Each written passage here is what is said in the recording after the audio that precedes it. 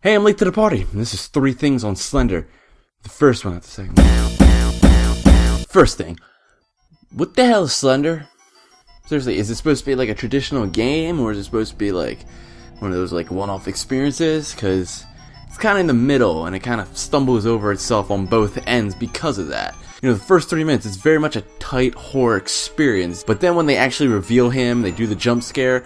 I'm not gonna front and say I don't get freaked out when it's the jump scare. The initial seeing Slender for the first time really bugged me out really bad, but then that's it, and then they start doing it more and you see Slender more often, and it kind of becomes like a common occurrence. I feel like he's a lot scarier as a, you know, this cerebral, like, psychological terror than this, you know, physical entity that continues to chase you around. That's, you know, it doesn't stick with you as much in my eyes. And then I got instant killed after I got the 6th page. It was my first playthrough, and I gotta start over. It's very frustrating, especially when you keep doing it over and over and over again. It becomes less about a horror game. It's more like, how do I beat this? It has that strategy element, but I don't feel like that's conducive to what the game is about. And I feel like there's enough game elements there. Like you have to look out for landmarks.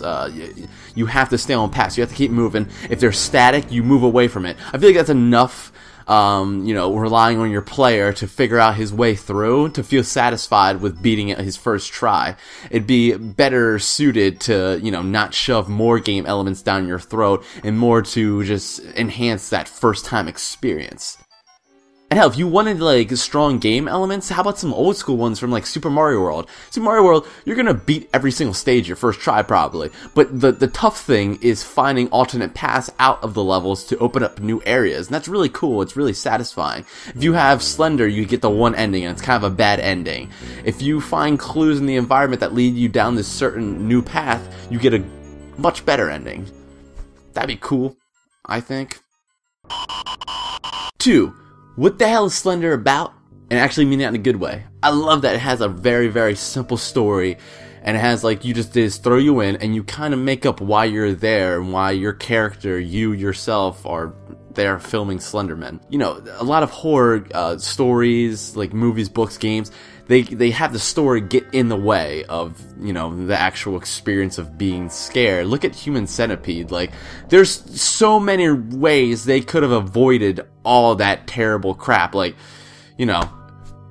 don't drive in the woods and get lost in Germany where you don't know where you're at. Learn to change a tire. If you have a rental, just drive on the rims. If you do that, why don't you bring a cell phone? Why are you leaving your car to go in the woods? And why are you stopping at this crazy German dude's house? He has pictures of dogs being sewn together. Yeah, that should just send off signs that this dude isn't all there, Why are you drinking his water, you dumbass? Like, you deserve to be eating poop by the end of the movie. Like, it just ruins everything. So in Slender, they don't do any of that. They just put you in and you figure out why you're there, and I kind of like that. And for me, it was like, Slender, he's a child abductor, I think, from what my understanding.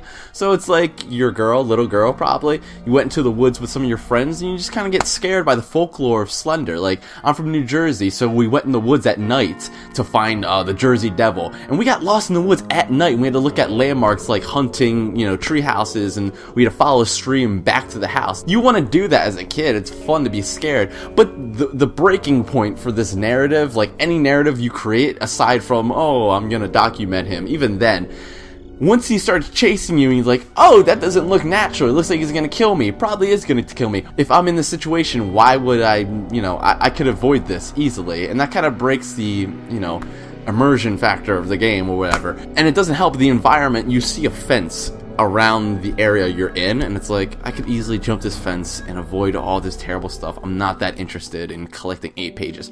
You really don't have motivation to collect these 8 pages. What would have been, in my opinion, rad, and I know I'm being a backseat designer so hard right now, but what if you take out that fence and have it be an endless map? So you hit the top of the map and you go to the bottom of it, like the endless staircase in Super Mario 64. And that freaked me out as a kid. I got to that endless staircase before getting 70 stars, and it felt very unnatural. It felt I hated it. So you bring that element into Slender. It's another horror element that's very, natural. And you have this easily implemented thematic element of, facing your fear, pushing back at this psychological terror, and that's really cool to implement into like a simple indie game. But you don't get that. You get just like, find 8 pages, and you're like, why?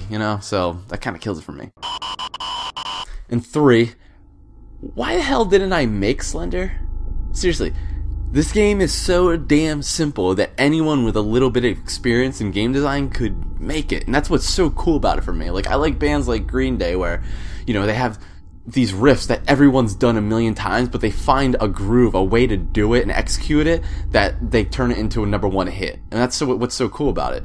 With Slender, it's made in Unity, but I'm familiar with UDK. I spent, a few months just cutting my teeth on it, but just a little bit of experience with UDK, you can make this game. Like, the assets, the meshes are very, very simple geometric style, and the textures are not that detailed, and everything's in dark, so you really don't have to pay attention to the textures that much.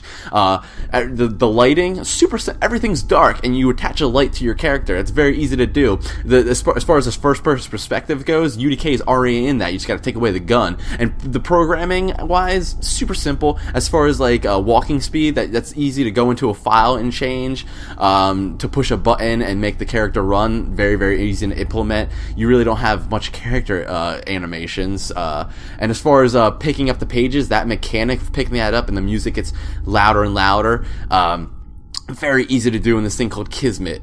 Kismet can be used like it's like a magical tool. It's really, really cool. But as far as doing like just pushing this and this happens, easy as hell, super easy. And then the only complicated thing I think would be Slender, the AI for that and how he reacts.